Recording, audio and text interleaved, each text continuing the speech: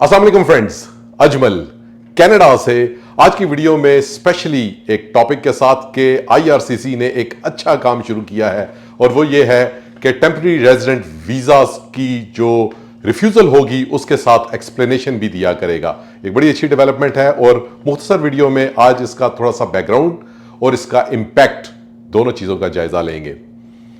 आपको पता ही है कि कनाडा में जब टेम्पररी रेजिडेंट वीजा को अप्लाई किया जाता है तो मोस्ट ऑफ द टाइम उसको रिजेक्ट किया जाता है, रिफ्यूज किया जाता है आईआरसीसी ऑफिसर्स की जानिब से, लेकिन उसकी जो एक्सप्लेनेशन है वो नहीं दी जाती। सिंपल जो रिफ्यूजल लेटर होता है उसमें 179B का जिक्र होता है और एक जनरल सी पर्पस ऑफ विजिट लगा के या सोशल टाइज या 2-3 जनरल सी चीजों को बता के तो रिफ्यूज कर दिया जाता है। तो एक बड़े तवील अरसे से यह डिमांड थी कि आईआरसीसी का ऑफिसर जो इंडिविजुअल एप्लीकेशन है उसके प्रॉपर बताए कि किन वजूहात की बिना पर उन्होंने एप्लीकेशन को रिफ्यूज किया है। तो यह बहुत अरसे से डिमांड थी और अब 29 जुलाई को इस चीज को एड्रेस किया गया है और अब से ऑनवर्ड मोस्टली जो टेम्पररी रेजिडेंट वीजास की एप्लीकेशंस हैं उनको उनकी डिटेल या एक्सप्लेनेशन दी जाएगी अगर उनको रिफ्यूज किया जाएगा। तो इसमें कौन कौन सी चीजें शामिल हैं? इसमें टेम्पररी रेजिडेंट वीजास जैसे कि मैंने बताया, विजिटर रिकॉर्ड है, स्टडी परमिट्स हैं, वर्क परमिट्स हैं और साथ में जितनी भी टेम्पररी रेजिडेंट वीजा की एप्लीकेशन है एक्सप्लेन किया जाएगा डिटेल से। और वो काम जो पहले लोग अलहदा से जाके जीसीएमएस नोट्स अप्लाई करते थे और फिर भी उनको काफ़ी प्रॉब्लम्स पेश आती थी और उसके बावजूद उनको प्रॉपर इंफॉर्मेशन नहीं मिलती थी, तो वो अब उनको राइट अवे ये इंफॉर्मेशन मिल जाया करेगी। जब रिफ्यूजल लेटर मिलेगा तो एक्सप्लेनेशन उनको साथ ही मिल जाएगी। अब इसका इंपैक्ट क्या है और क्यों? एक तो ये बात कि ये डिसीजन बड़ा रीजनेबल है। पहले ये डिसीजन जब आता होता था, रिफ्यूजल लेटर आता था, तो उसमें कोई डिटेल नहीं होती थी, लोगों को पता नहीं चलता था कि उनसे क्या गलती हुई है। बड़े अच्छे प्रोफाइल के लोग हमने रिजेक्ट होते देखे और उसकी वजह यह, और उनको पता भी नहीं होता था कि उनको किस बिना पर रिजेक्ट किया गया है। वो देखते रहते थे, एनालाइज करते रहते थे और फिर भी सॉर्ट आउट नहीं कर पाते थे। तो अब जब डिटेल रीजनिंग या एक्सप्लेनेशन उसी ऑफिसर की साथ में होगी तो इस चीज को जानने में, एनालाइज करने में आसानी होगी या जो टेम्पररी रेजिडेंट वीजाज हैं ये क्यों रिफ्यूज हुए हैं।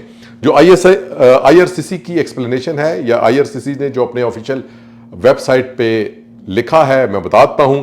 Explaining application refusals officer decision notes as part of our ongoing efforts to improve our services on July 29, 2025 we started proactively providing officer decision notes along with refusal letters for certain applications. These notes come from the officer who made the final decision on the application, and this change makes it easier for clients to get their personal information on their application.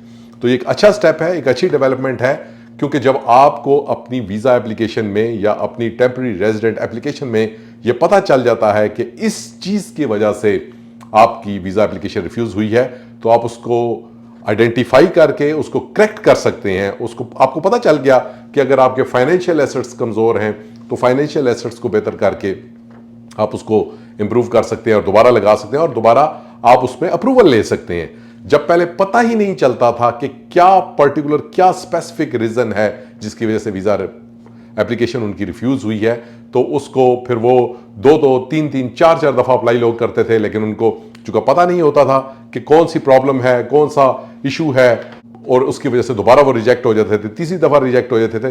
तो अब ये chances हैं कि अगर खुदा ना खासा किसी की एप्लीकेशन, वीजा एप्लीकेशन एक दफा रिजेक्ट हुई है तो हो सकता है कि वो दूसरी दफा, और प्रॉब्लम का पता चल गया, प्रॉब्लम फिक्स करने के बाद दूसरी या तीसरी दफा में वो अप्रूव हो जाए। तो ये एक बड़ी अच्छी डेवलपमेंट है आईआरसीसी की जानिब से और एक बड़े तवील अरसे से इसका इंतजार किया जा रहा था कि इस किस्म की कोई डेवलपमेंट हो। लोगों को जो अप्लाई करते हैं उनको रीजनिंग के साथ, एक्सप्लेनेशन के साथ रिफ्यूजल लेटर मिले, तो ये बड़ा ही अच्छा काम हुआ है और इससे उम्मीद की जा रही है कि आगे चल के लोगों की जो वीज़ा रेशो है वो बेहतर होने के इम्कानात हैं। वीडियो अच्छी लगे लाइक करें, शेयर करें, सब्सक्राइब करें।